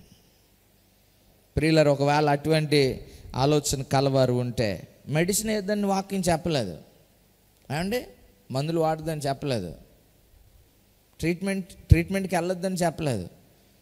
కాకపోతే ఆటికి వెళ్ళొద్దని, ఏటికి లోకానుసారమైన ఆలోచన వైపు వెళ్ళొద్దు అని చెప్పింది ఏమండి. లోకపరమైనటువంటి ఆలోచన వైపు వెళ్ళొద్దని. అంతేగాని నేను దేవుని విశ్వాసం కాబట్టి భక్తిపరుని కాబట్టి అసలు నేను మొండిగా కూర్చుంటాను, అది కూడా జ్ఞానం లేని పనే ఏమండి, జ్ఞానం లేని పనే. ప్రవక్త వచ్చాడు, హిజ్కియాకు మరణకరమైన రోగం కలిగినప్పుడు అంజూర పండ్ల మొదలు తీసుకొని వచ్చి ఆయనకి పెట్టాడు, వైద్యం మెడిసిన్ ఇచ్చాడు, అక్కడ ఇచ్చి ట్రీట్మెంట్ చేశాడు. కాకపోతే ఆ రోగము అనేక దినాలు వరకు లేవలేనటువంటి స్థితి, మరణానికి చేరువైన స్థితి. దేవుడు చేసిన కార్యం ఏంటంటే, ఏం లేదబ్బా నువ్వు మరుసటి రోజుకి వెళ్ళిపోతావు దేవుని సన్నిధికి, మెట్లు ఎక్కి వెళ్తావు అని చెప్పాడు. నడవలేనటువంటి వాడు ఏం చేశాడంటే ఎత్తైన మెట్లు ఎక్కి దేవుని సన్నిధికి వెళ్ళాడు. మందు వాడుతూ దేవుని యొక్క కార్యాన్ని పొందుకున్నాడు. ఈరోజు మన భక్తి ఎలా ఉంది అని అంటే శక్తిని ఆశ్రయించలేనిదిగా ఉంది. తర్వాత ఏమంటాడు, భక్తి యందు ఏముండాలంట, సహోదర ప్రేమ. ఈరోజు సహోదర ప్రేమ ఎంతవరకు ఉంది? సహోదర ప్రేమ ఎంత సహోదర ప్రేమ కలిగి ఉండాలంటే, నిన్ను వల్లే నీ పొరుగువాడు నీకు సహోదరుడే ఉండాలి. భక్తి జీవితంలో, విశ్వాస జీవితంలో ఎవరినైనా నువ్వు సహోదరునిగా చూడగలుగుతున్నావా? ఒకవేళ చూడగలిగితే ఏదైనా నీకు ఇబ్బంది కలిగించారు, వెంటనే ఏం చేస్తావు? నా సహోదరుడే కదా. దేవుని బిడ్డలు అలాగని చెప్పి మనం నష్టపోమని వాక్యం చెప్పడం లేదు. ఇవన్నిటినీ మనం ధ్యానిస్తూ వస్తే చక్కని క్రమంలో మనం పేర్చగలిగితే దేవుడు చక్కని రీతిగా మనం దర్శించి మనతో మాట్లాడతాడు. సద్గుణమునందు జ్ఞానము, జ్ఞానమునందు ఆశానిగ్రహమునందు సహనమునందు భక్తినందు సహోదర ప్రేమ. ప్రియులారా, ఇది నన్ను ఒకవేళ ఎవరైనా వ్యతిరేక నాశన మార్గంలో ఉన్నప్పుడు ఆ సహోదర ప్రేమను కనపరచాలి. నీ భక్తి ఆ సహోదర ప్రేమను బట్టి వారు ఒకవేళ తిరస్కరించిన దేవుని ప్రేమను కనపరచడానికి తిరస్కరించారు, అయ్యా మాకు వద్దు, మాకు ఉన్నాయని చాలామంది ఉంటారు, మాకు పరిచర్లు ఎదురవుతూ ఉంటారు. కనుక సహోదర ప్రేమ ఏం చేస్తాం? చాలామంది దూషించేవారు ఉన్నారండి ఈ మధ్యకాలంలో, ఎక్కువైపోయారు వాళ్ళు. మొన్న ఎక్కడ ఏలూరు ప్రాంతంలో ఉంటాడు, ప్యాడ్నీళ్ళు వేశారు, సువార్త ప్రకటించడానికి వెళ్తే ప్యాడ్నీళ్ళు కలిపేసి వేసాడు. ఇప్పుడు ఏం చేయాలి? మీరు కూడా రండి, మేము వేస్తాం అనాలా? సహోదర ప్రేమ ఏం చేసిందంటే, ప్రభువా ఈ ప్యాడ్నీళ్ళు వేసినోడు నీ కొరకు సాక్షిగా కనబడాలని ప్రియమైన కుమారుడిగా మార్పులు ప్రార్థన చేసి వస్తారు. వాళ్ళేమో వెర్రవీగారు, మేము ఎంత పని చేసామో గ్రేట్ అని. కానీ ఇప్పటికి కూడా వాళ్ళ కొరకు కన్నీళ్ళు కార్చి ప్రార్థన. ఈరోజు మన సంఘాలని, దేవుని పిల్లలను దూషించేవారు లేరా? సహోదర ప్రేమ ఏం చేయాలి? వారి కొరకు కన్నీళ్ళు కార్చి. ప్రియులరా, మన శరీరంలో ఒక అవయవం బలహీనత ఉంటే ఎలాగైతే మనం కన్నీళ్ళు కారుస్తున్నామో, ఏడుస్తున్నామో, అలాగున మన ప్రాంత ప్రజల కొరకు ఆ సహోదర ప్రేమను కనపరచాలి. చివరిగా అంటాడు, సహోదర ప్రేమయందు 7వ మాట ఏంటండి? పేతురు 2వ పత్రిక చివరిగా అంటాడు కదా, దయ. సహోదర ప్రేమ యందు ఏముండాలంట? దయలకి ఏమని పెట్టాడు? కింద పుట్టినోట్లో మనం చూస్తే మరలా 2వ మాట ప్రేమ అన్నాడు. ప్రేమ, దయను అమర్చుకోవాలి. ఇవన్నీ ఈరోజు దయ ఉందా? దయ లేనటువంటి స్థితి. కొంతమందికి అసలు దయాదాక్షిణ్యాలు కనబడతలేదండి.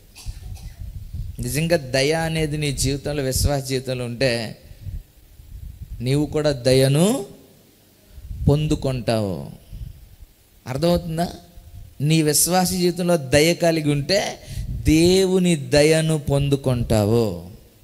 యేసు ప్రభు గారి కొరకు బాల్య దినాల్లో మాట్లాడుతూ లోక రాస్తాడు, వయసందు జ్ఞానమందు మనుష్యుల దయందు దేవుని దయందు వర్ధిల్లాడు అని. నీ విశ్వాస జీవితంలో దయను అమర్చుకోవాలి. ఇప్పుడు ఈ దయ నీ జీవితంలో లేదా? నువ్వు ఎలా పొందుతావు దయ? నేను కూడా దయ పొందాల్సిన సందర్భాలు దేవుని దగ్గర ఎదురవుతాయి ఖచ్చితంగా. ఈవేళతో గట్టెక్కేసిందేమి. చాలామంది ఏమనుకుంటారంటే అప్పటికప్పుడే మాట్లాడతారు. ఏంటి ఇప్పుడు చెప్పు. కానీ రేపు పొద్దున్న దేవుని ఎదుట దేవుని దయను పొందాల్సిన సందర్భం వచ్చినప్పుడు ఆయన నీ జీవితంలో చూస్తాడంట, నువ్వెంత దయ కలిగి ఉన్నావు. దయలేని మాటలు ఉన్నాయా? దయలేని క్రియలు?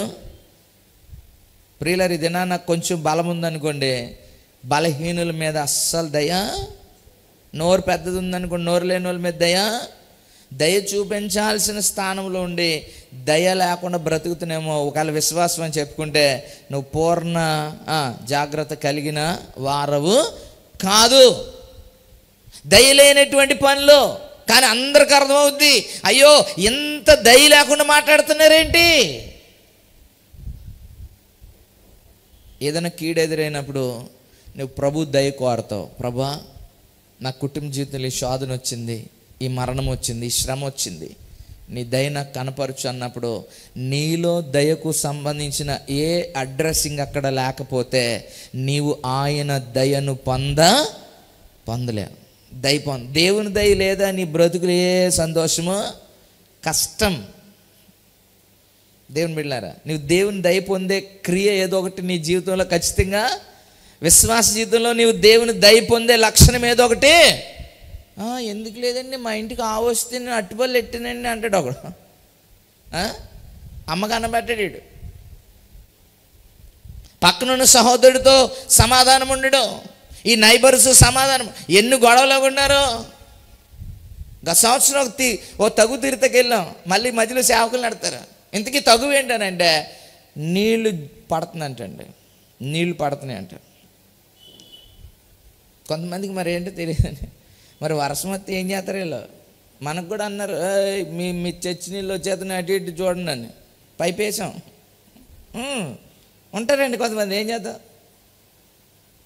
నీళ్ళు పడుతున్నాయంటే వర్షాన్ని ఏం చేయాలి? ఇప్పుడు పెద్ద గొడుగు తెచ్చి పైన పెట్టాలి. ఇంకా ఆకాశం, ఇంక ఈ సరౌండింగ్స్లో ఎక్కడ పడినా కూడా ప్రభా ఏమన్నా ఉంటారండి. అదే ఇక్కడ కూడా కచ్చబోసి ఏటి అన్న వాళ్ళు ఉన్నారని మళ్ళీ మాట్లాడరు వాళ్ళు. మీకు తెలుసా? యువతల కూడా ఇలా 100 వాళ్ళు ఉన్నారనుకోండి, ఏమండి మాకు అన్ని ఆంక్షలే. బండి ఎక్కడెట్టరు అంటారు ఒకడు. ఏంటి అక్కడికి కట్టేస్తున్నావు అంటాడు ఒకడు. ఏంటిది అటు అంటారండి. ఎందుకనంటే నేను వెళ్తా అంటాను, ఓరే బాబు మీరు ప్రభువుని చూడండి. మనం విశ్వాసంలో నడిపించబడతాం కనుక దోషణకు ప్రతి దోషణ. లేకపోతే మామూలుగా ఉన్నారా చెప్పలేరా? నేషనల్ హైవే బోర్డులు ఉన్నాయి మన దగ్గర కొన్ని. శాంతంగా ఇంట్లో పెంచినవి కాదు, బయట పెరిగినవి కూడా ఉన్నాయి. వదిలేసాం అనుకోండి రెక్కెత్తేళ్ళు. కానీ మనం ఏం చెప్తున్నాం? ప్రభువు వైపు ఏదైనా కలిగి ఉండాలి. మనం ఈ లక్షణాలు ఉండాలి మనలో. ఒకవేళ ఆ మాట తీరు అలాగుంటే దాన్ని బట్టి వాళ్ళు తీర్పు పొందుతారు. జాగ్రత్త, మీరు ఆ తీర్పులోనికి వెళ్ళకండి. లేకపోతే అసలు స్థాయి మించిపోయి మాట్లాడతారండి కొంతమంది. కనుక నీ జీవితంలో నువ్వు కలిగి ఉండాల్సిన అమెరికా ఎలా ఉండాలి? ఖచ్చితంగా మనం చూస్తాం, రిజల్ట్స్ ఖచ్చితంగా చూస్తాం. ఎందుకనంటే నువ్వు ఎప్పటికప్పుడు దేవునికి కనపరుస్తుంటే, ప్రభువా నేను విశ్వాసం అని చెప్పుకున్నాను కదా, విశ్వాసకి తగినట్టు లక్షణాలను కలిగి ఉన్నాను లేదా అని అంటే, ఎక్కడున్నావు ఇగో చెక్ చేసుకో అంటాడు. ఇలాంటి ఈ వాక్యం ద్వారా దేవుడు ఏం చేస్తాడంటే చెక్ చేసుకో ఒకసారి. ఇప్పుడు ఏమడిగాడు? మొదటి నుంచి ఒకసారి రండి. ఏమన్నాడు? విశ్వాసులు ఆయన కాపాడేవాడు కనుక కాపాడే లిస్టులో నువ్వు ఉండాలి అని అంటే, నేను ముగించిపోతున్నాను. కాపాడే లిస్టులో నువ్వు ఉండాలి అని అంటే నీలో ఉండాల్సిన, నీ విశ్వాస జీవితంలో ఉండాల్సిన లక్షణాలు నెంబర్ 1 సద్గుణం ఉండాలి. నీ గుణం ఎలా ఉందంటాడు? తీరు మారిపోయే గుణం కనుక ఉంటే ఆ గుణం సద్గుణము కాదు. మోటుతనాన్ని చూపించావా? నీ పేరుకి తగ్గట్ట, ఊరికి తగ్గట్ట, తీరుకు తగ్గట్ట ఉన్నావా?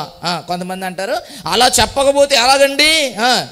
ఆడికలో నువ్వు చెప్పితే నీకు వ్యత్యాసం ఏముంది? ఇంకా ఇప్పుడు కుక్క అరిసింది నీ మీద వెళ్తుంటే చీ అంటావా? అంటావు. నువ్వు కూడా అరుతావా? ఎవరికి అలా చెప్పాలంటే కుక్క అరిస్తే కుక్కలా. కానీ అక్కడేమంట చీ చీ చీ అంటాడు. కనుక ఎదుటి వాళ్ళు మొరుగరును మొరగడానికి వీలు లేదు. నెంబర్ 2 సద్గుణమునందు జ్ఞానం ఉండాలి ఖచ్చితంగా. అంటే నువ్వు చేసే ప్రతి ఆలోచన, ఎవరితో మాట్లాడుతున్నావు, ఎంత సమయం మాట్లాడుతున్నావు, ఎలా మాట్లాడుతున్నావు, ఎక్కడికి వెళ్తున్నావు, ఏం చదువుతున్నావు, ఏం చూస్తున్నావు, నీ విశ్వాస జీవితంలో ఇవన్నీ మెలకువలు ఉండాలి.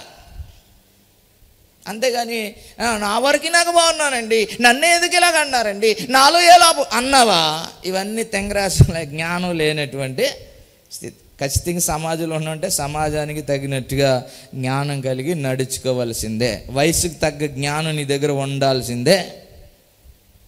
వయసు పెరుగుతుంది కూడా చిన్నపిల్లలు ఆశలు వేసారు అనుకోండి, ఏం చేస్తారు? నిందలు అవమానాలే.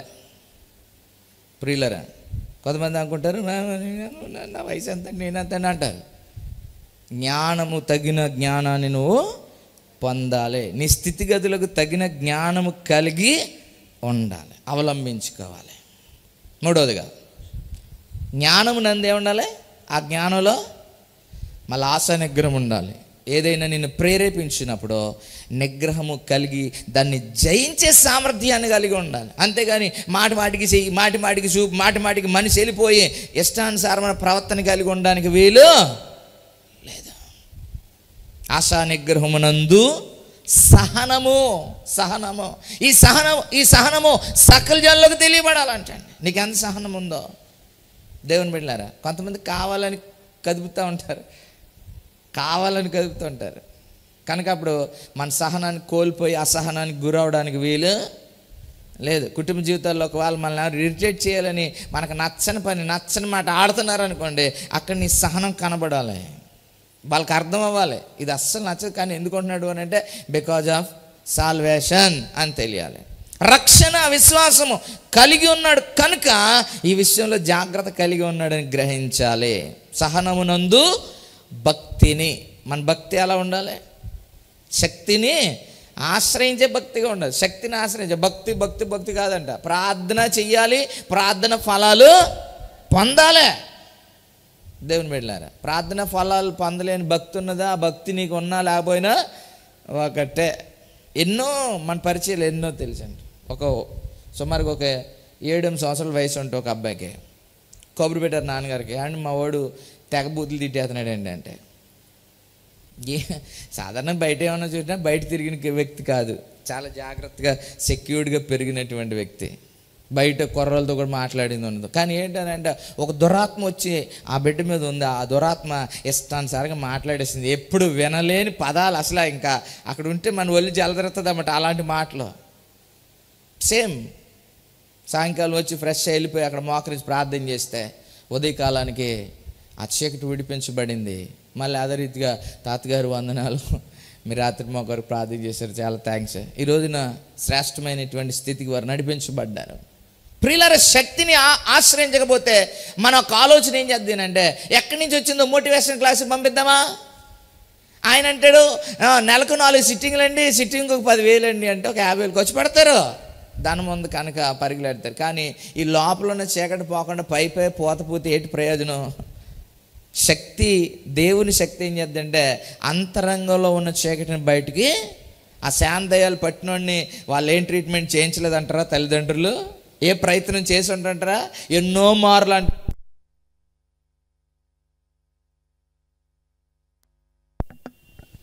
చాలా రకాల ప్రయత్నాలు చేశారంట, ఎన్నో రకాలుగా గొలుసులు తెచ్చి కట్టారంట, కానీ గుణపరచలేకపోయారు, గుణము సరిచేయలేకపోయారు. ప్రభు ఎదుటికి వచ్చాడు, గుణం మారిపోయింది. దేవునికి స్తోత్రం.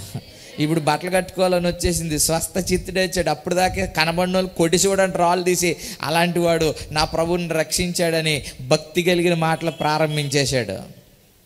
భక్తి నందు సహోదర ప్రేమ. ఇది నన్ను పరిచర్యలో అనేకులు దూషిస్తారని తెలుతుందండి. నేను ఎవరితో నవ్వుతో మాట్లాడుతున్నాను వెంటనే ఒక సహోదరి ఎలాతో సహోదరుడు వచ్చి, అయ్యగారు మీరు అలా నవ్వుతో మాట్లాడకుండా మాకు చాలా కోపం వచ్చేది నందు. ఒకసారి నేను ఏమ్మ అంటే, మీరు వెళ్ళిన తర్వాత తెగ తిట్టాడు, నన్ను తాగేశానంటే, అవునా తిట్టాడా? అయితే మారిపోతాడు. దేవునికి స్తోత్రం. ఈయన మారడం అన్నది ఆవిడ నన్ను. ఈరోజు సహోదరిని ప్రేమించలేకపోతే దేవుని బిడ్డలు అలాగ తిట్టిన వాళ్ళు ఈరోజు దేవుని సన్నిధికి నడిపించబడి ప్రభువులో ఎదుగుట మేము చూస్తున్నామా? నీవు సహోదర ప్రేమను కనపరచకపోతే, ఒకవేళ అటువంటి వ్యక్తులు కనుక నీవు ప్రేమ కనపరచకుండా దేవుని యొక్క ఆ మాటను తెలియపరచబడకుండా ఉంటే ఎప్పుడు వారిని రక్షిస్తావు? ఎప్పుడు వారిని నీ దేవునికి వారిని పరిచయం చేస్తావు? ఈ సహోదర ప్రేమ దానిలో ఏముండాలంట? దయను అమర్చాలంట, దయను. ఈరోజు దయ లేనటువంటి కార్యాలు కలిగి ఉంటే ఒకవేళ విశ్వాస జీవితంలో ఉన్నావు, కాపాడబడవు. నీ విశ్వాస జీవితంలో ఖచ్చితంగా దయ కలిగి ఉండాల్సిందే, అది అమర్చాల్సిందే. ప్రియులరా, నీ కడవరి స్థితి ఆలోచించకుండా దయలేని మాటలు, దయలేని పనులు, దయలేని క్రియలు. ఈరోజు దేవుని బిడ్డలు అనేకులు ఆ అన్నం పెట్టిన చేయని దయలేనటువంటి స్థితికి నడిపించేటువంటి వారు ఉన్నారు. ప్రేమను కనపరిచిన వారిని దయలేకుండా మాట్లాడేవారు ఉన్నారు. తల్లిదండ్రులు బయటికి గెండేస్తున్నారంటే కారణం ఏంటి? వీళ్ళకి దయ లేదు. అయ్యో నేను ఏ బాల్య దినాల్లో నన్ను ఎలాగో సాకారు అనే ఆలోచన. విశ్వాసవి అయితే ఖచ్చితంగా ఉండాలి, అప్పుడే కాపాడబడతావు, అప్పుడే నీకు తగిన భద్రత, కాపుదల. అప్పుడు అడగాలి, ప్రభువా నా ఇంటికి ఈ కీడు ఎందుకు అనుమతించావని. ఇవేమీ లేకుండా నన్ను ఎలా చేసేసాడు దేవుడు, నన్ను అలా చేశాడు. చాలామంది పైపై భక్తినే చూస్తున్నారు, ఎంతకంటే ఏం చేయాలంటున్నారు. ఎంతకంటే ఏం లేదు, ఆలోచన చేస్తే ఇంకా చాలా సందర్భాలు ఉన్నాయి. నేను ఆ మొదటిగా చదువుకున్నటువంటి ఆ 2 వచనాలను బట్టే మనం ఏదైనా వాక్యాన్ని ధ్యానించాం. నీ విశ్వాస జీవితంలో ఖచ్చితంగా అమర్చుకోవాల్సినటువంటివి. ఏది కొదవ ఉన్నా సరే నీ కుటుంబాన్ని నీకు కాపుదల ఉండదు. మాకు మాట ఏం లేదు, వాక్యం చాలా ఖచ్చితంగా హెచ్చరిస్తుంది. నువ్వు దేవుని చేత కాపాడబడాలని అనుకుంటే నువ్వు విశ్వాసమై ఉండాలి. ఆ విశ్వాస జీవితంలో ఈ లక్షణాలన్నీ అమర్చుకోవాలి. ఇందులో ఏది లోపం ఉన్నా సరే, ఏది తక్కువ ఉన్నా సరే నీకు కాపుదల లేదు అని గ్రహించాలి. ఆ కాపుదల కొరకే, ఇంకేముందండి అన్నీ అయిపోయి ఇంకా కాపుదల ఎందుకంటావా? చాలా జీవితం ఇక్కడ కన్ను మూసేంత వరకు దేవుని కాపుదల కావాలి, అందులో నీవు ఉండాలి. చీకటి నిన్ను ఏడిపించడానికి కాదు దేవుడు నిన్ను ఈ రీతిగా నడిపించింది. కొట్టబడ్డానికి కాదు దేవుడు నిన్ను నడిపించింది. కనుక ఆలోచన చేసి వాక్య ప్రకారం నడిపించబడి ఆయన యొక్క ఆలోచనల చేత నింపబడదాం. ప్రభు యొక్క కృపను మనం పొందుకుందాము. ప్రభా నన్ను కాపాడు నాయన, నా కుటుంబాన్ని కాపాడు నాయన, నాకు కలిగిన వాటిని నువ్వు కాపాడు ప్రభు అని దేవుణ్ణి అడిగినప్పుడు ఆయన అడుగుతున్నాడు, నేను కాపాడడానికి నీ దగ్గర ఉన్న అర్హతలు ఏమై ఉన్నాయి? విశ్వాసం అని చెప్పుకుంటున్నావు, ఈ లక్షణాలు ఉన్నాయి. ఒకవేళ లేకపోతే సరి చేసుకుందాం, ప్రభు చేతులకు అప్పగించబడి నూతన పరచబడదాం. దేవాతి దేవుడు అట్టి కృపను మనకు అనుగ్రహించును గాక. ఆమేన్.